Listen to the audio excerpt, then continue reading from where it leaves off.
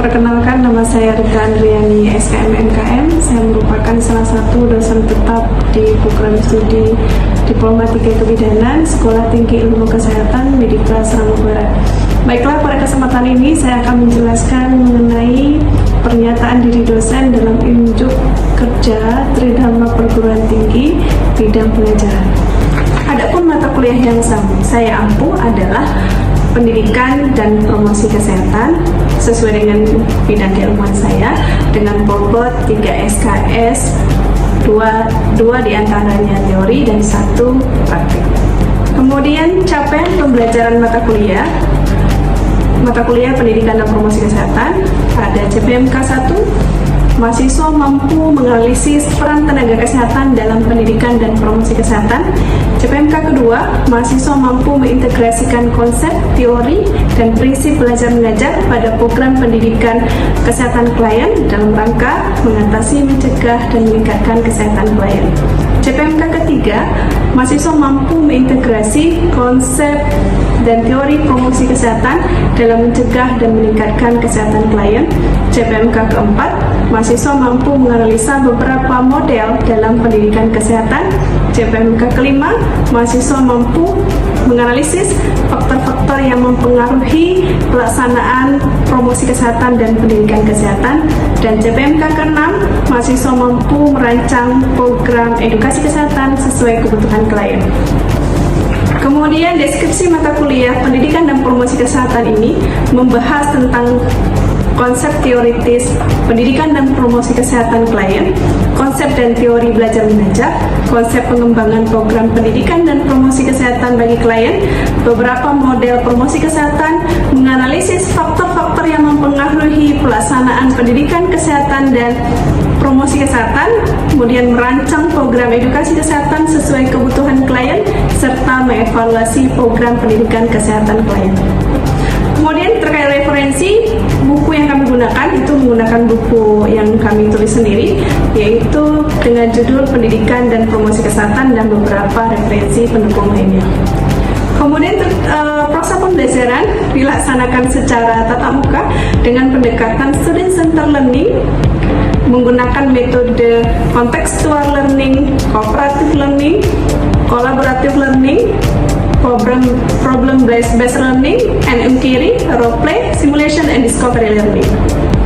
Penilaian dilakukan melalui keaktifan mahasiswa selama pembelajaran, ujian tulis diantaranya itu UTS dan UAS, tugas individu, proyek kelompok, dan presentasi dengan bobot nilai akhir A 81-100, B 65-80, C 51-64, D 26-50, E 0-25.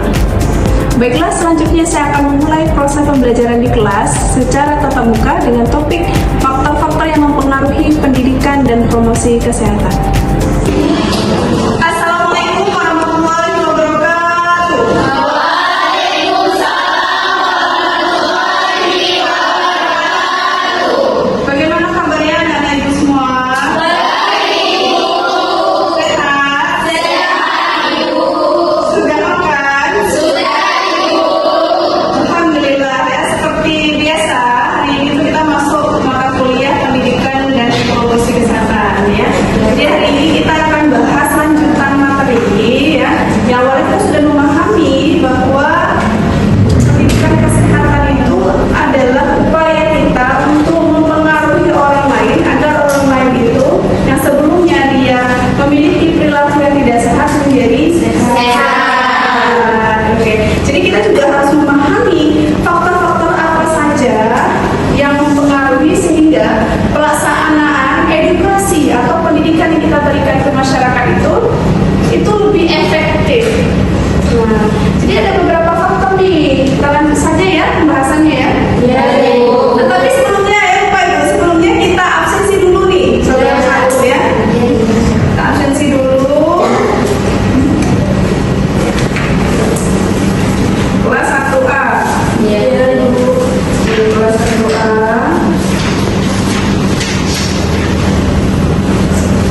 Amelia Putri, Anissa, Chuluwil,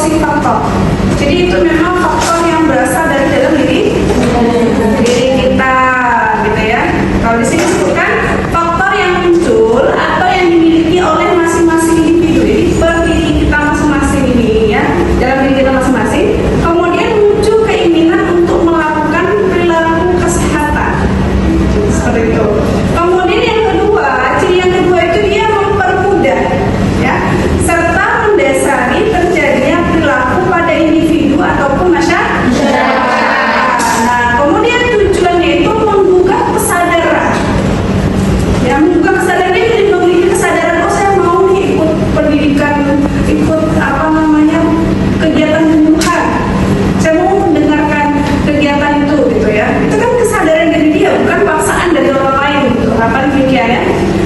Untuk meningkatkan pengetahuan masyarakat tentang pemeliharaan, meningkatkan bagi diri dia, bukan hanya diri dia saja, keluarganya maupun masyarakat.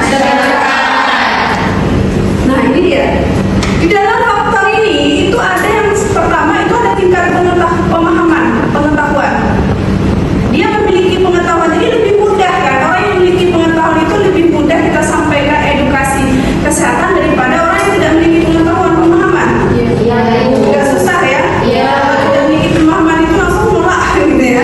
Tapi kalau orang memiliki pengetahuan itu, pemahaman itu dia, oh iya ya, gitu.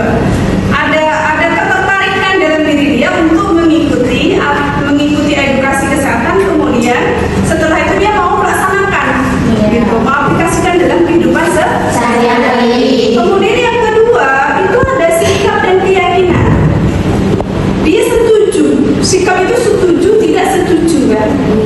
Gitu ya, setuju tidak setuju. Dia punya keyakinan bahwa menjaga kesehatan dari sekarang itu untuk sehat di masa depan. Tuh ya. Nah kemudian yang ciri yang ketiga itu nilai dan budaya. Itu faktor ini, nilai dan budaya. Nilai-nilai budaya dan norma sosial yang mempengaruhi pandangan seseorang tentang kesehatan. Ada karena budaya mereka sudah demikian, budaya buang sampah sembarangan, atau budaya BAB di sungai, cuci di sungai gitu ya. Kalau zaman dulu demikian ya. Kalau orang pelosok itu daerah ibu itu masih ada yang cuci di sungai, BAB di sungai, padahal itu perilaku dapat merusak biota sungai gitu ya. Maka tidak diperbolehkan demikian ya, harusnya di rumah ya ada toilet gitu. Tapi kalau di kampung-kampung tuh kadang mereka tidak memiliki toilet, makanya mereka memilih untuk ke sungai. Itu dia yang terjadi gitu. Bukan mereka kadang nggak mau untuk di WC gitu ya, tapi karena ini tadi, karena mereka tidak punya jamban, tidak ada WC di rumah, dan bahkan misalnya di desa itu tuh memang nggak ada WC gitu, maka pilihan terakhir mereka ke sungai. Nah kemudian yang kedua itu faktor energi ya. Energi ini faktor yang memungkinkan atau mendukung seseorang dan mewujudkan perilaku kesehatan. Jadi nggak cukup hanya dengan tadi pengetahuan. Tidak cukup hanya dengan pengetahuan, akhirnya mereka itu memiliki perilaku sehat. Nggak cukup dari harus ada dukungan. Dukungan dari siapa? Dari orang-orang yang berpengaruh. Baik dari keluarga kita, kan keluarga kita bisa mempengaruhi kita ya. Nah dari keluarga kita, kemudian dari tokoh masyarakat, ya, kemudian juga dari pemerintah, ada tokoh agama juga ya. Nah jadi biaya, dana, keuangan itu juga berpengaruh ya. Jadi juga butuh uang gitu ya. Itu salah satu faktornya, bukan menjadi faktor utama gitu. Oke, selanjutnya yang ketiga ada reinforcing factor. Nah, reinforcing factor ini memperkuat atau mempertahankan perilaku kesehatan setelah seseorang memperoleh pendidikan kesehatan. Jadi ada yang mendukung kita, support system. Misalnya kita mau sehat, sini ada laki-laki ya. Kalau kita mau sehat itu kan support system, misalnya di keluarga nggak boleh merokok, misalnya keluarga mendukung kita jangan tidak merokok, gitu ya. Ini kita misalnya ini ya, kalau ada laki-laki ya, dan nanti kalian punya juga keluarga gitu ya, punya abang, ayah gitu ya. Ayah kita misalnya ini berhenti merokok, ternyata tidak ada yang mendukung dia gitu misalnya ya. Atau keluarga yang lain juga merokok, nah itu sulit. Maka harus ada dukungan dari keluarga atau lingkungan kita. Nah ini dia ya. Bagian dari reinforcing ini, penguat atau disebut dengan penguat ini, lingkungan yang mendukung.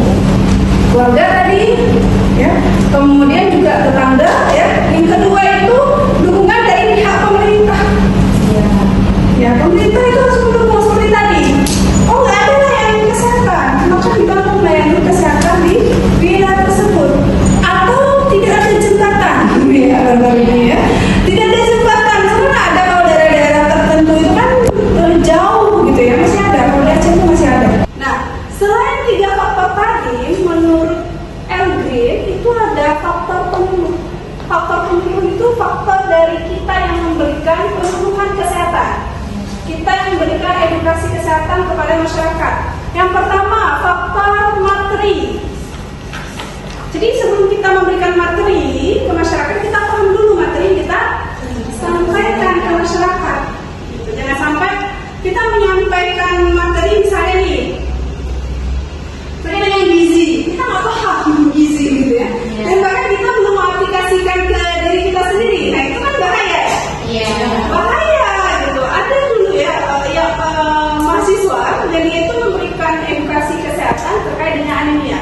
Dia nggak paham itu anemia apa gitu. Bagaimana dia menyampaikan ke orang, dia sendiri tidak paham. Jadi makanya harus menguasai materi. Jadi kemudian faktor penyuluh ini selanjutnya itu ada faktor intonasi suara. Jangan lurus saja suara kita. Maksudnya kan ada intonasi suara kita itu ya. Misalnya kita lihat juga sasaran kita, misalnya orang tua ya. Intonasinya kan jangan kita terlalu keras, jangan terlalu menekan gitu ya. Kemudian penampilan juga. Penampilan itu sangat berpengaruh. Jangan sampai kita datang dengan penampilan yang usaha gitu ya. Gitu ya. Dia orang ini meyakinkan enggak sih orang ini? Apa dia benar-benar mau menyampaikan pendidikan kesehatan atau enggak gitu. Kemudian interaktif itu ada interaksi antara penyuluh sama masyarakat ya. Nah kemudian faktor selanjutnya itu adalah faktor proses.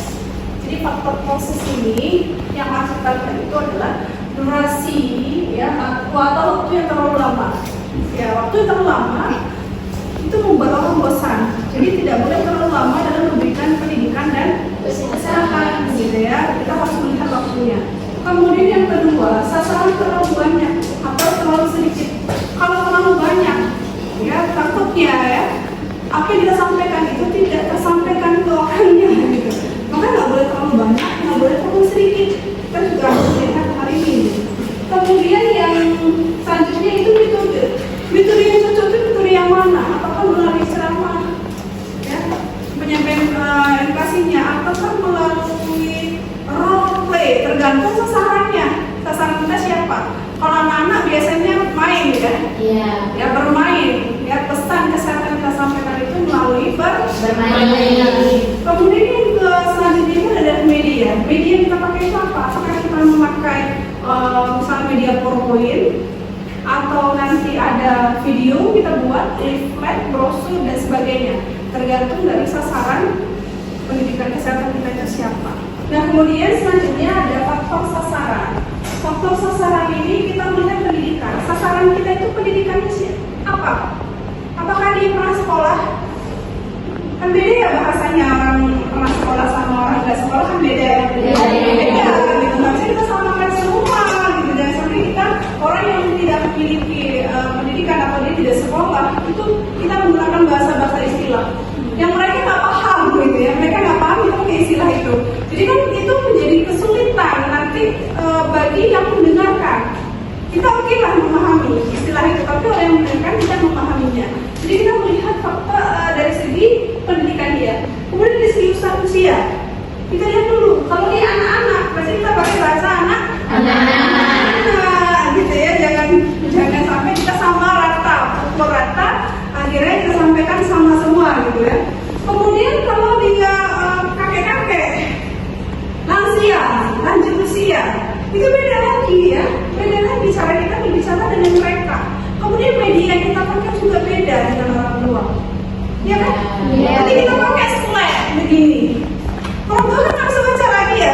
Jadi pendidikan kesehatan kita itu tidak tersampaikan dan tidak efektif. Akhirnya kita harus melihat usianya juga. Kemudian tingkat sosial ekonominya juga demikian. Ya, jangan sampai nanti kita sampai ke mereka kita harus makan daging misalnya ya, harus penuh gizi kita dengan makan daging ini itu gitu ya. Kita harus sesuaikan juga dengan pendapatan dia gitu ya. Jangan sampai kita sambal tekan. Kemudian yang ketiga sosial budaya yang ada di wilayah itu. Jangan sampai nanti pas kita sampaikan kita langsung sampaikan kemudian orang menolak kita. Nah itu budaya orang berbeda-beda ya.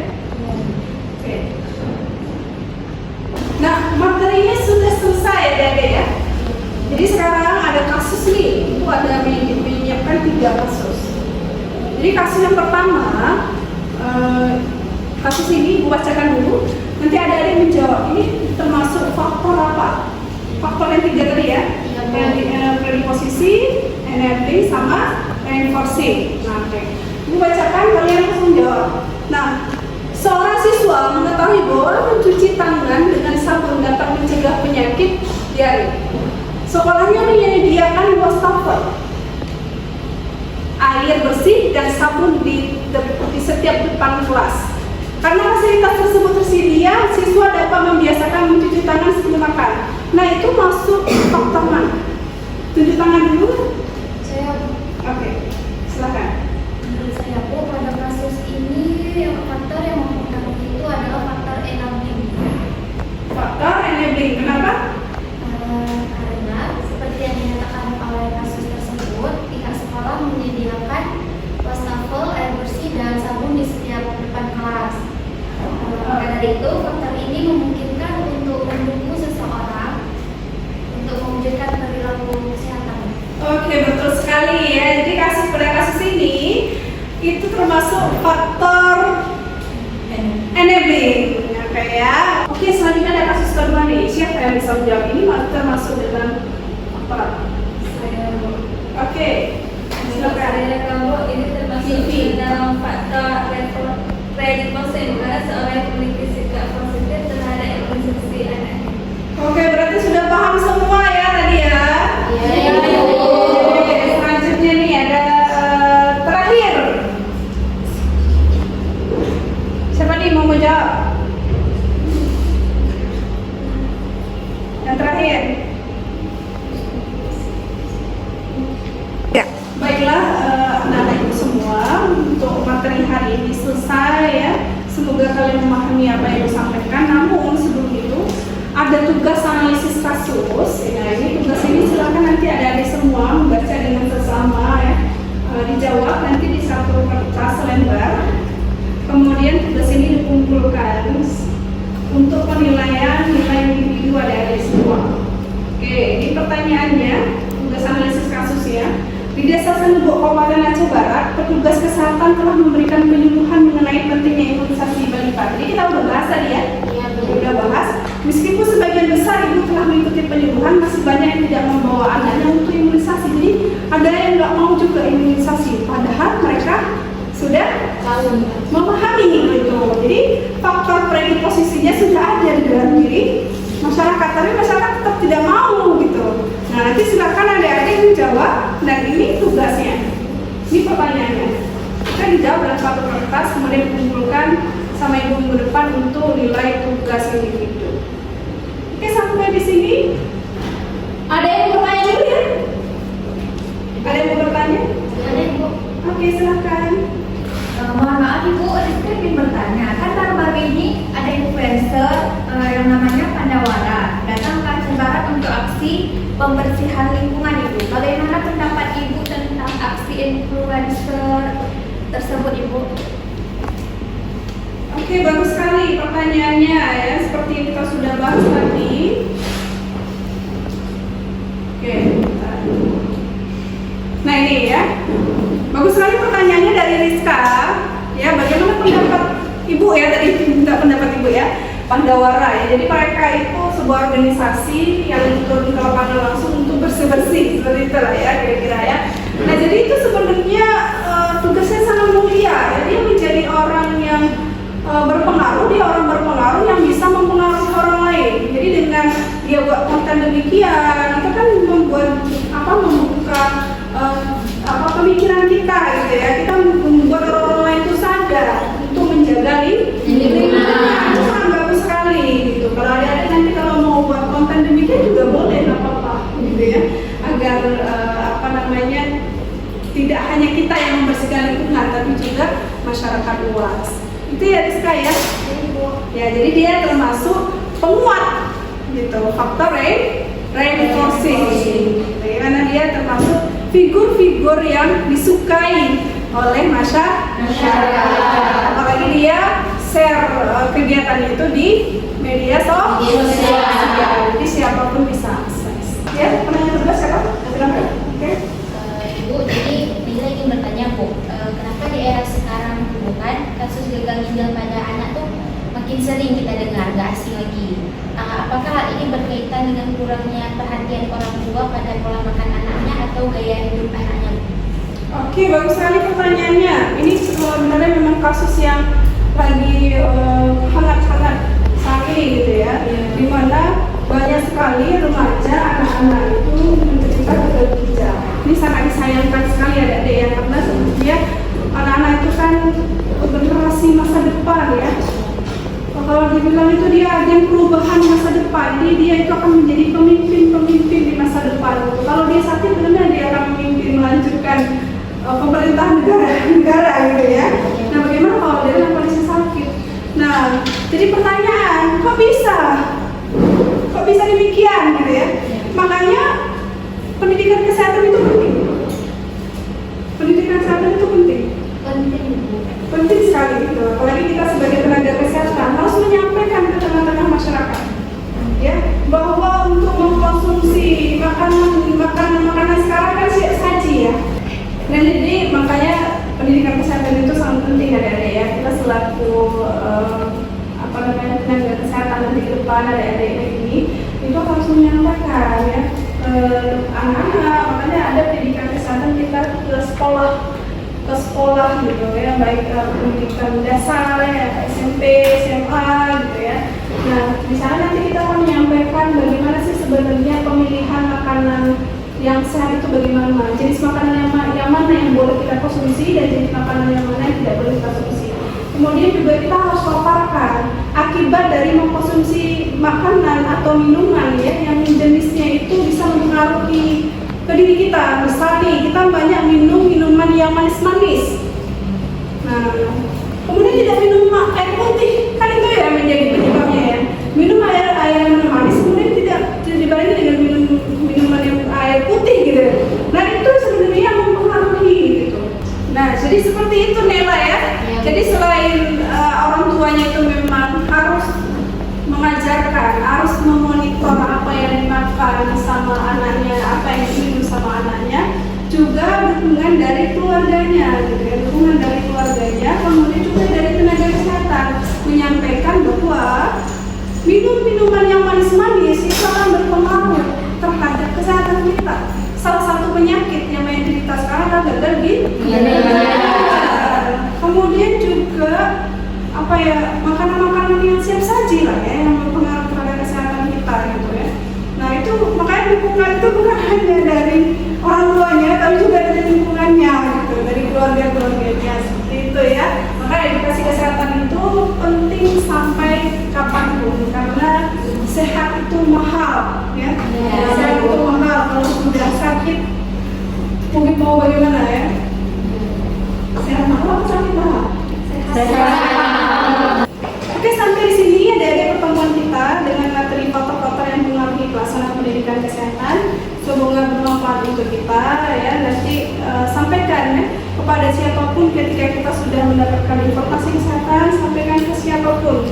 Jangan menunggu nanti gitu ya. Keluar dari sini jumpa orang misalnya merokok, kita bisa mengingatkan ke mereka gitu ya. Atau orang yang itu punya pola hidup yang tidak sehat, kita bisa mengingatkan ke mereka gitu ya. Bagaimana yang seharusnya. Sampai di sini ya. Mohon maaf jika ada harapan penyampaian. Saya akhiri perkuliahan hari ini. Semoga kita sehat selalu, diberkahi oleh Allah. Assalamualaikum warahmatullahi wabarakatuh.